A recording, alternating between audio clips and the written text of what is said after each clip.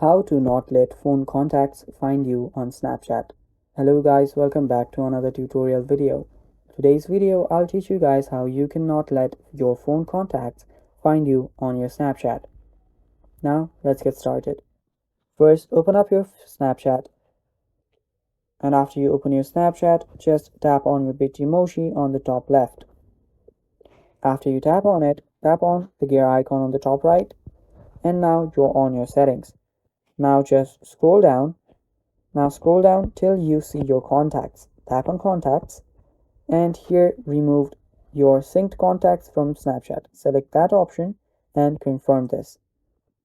So here you will get directed to your settings here. So here just go to contacts and tap on none.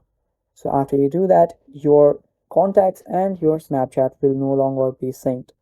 After you do that, your contacts on your Snapchat will not be able to find you. And that is basically it for this video. Thanks for watching guys. Stay tuned for more.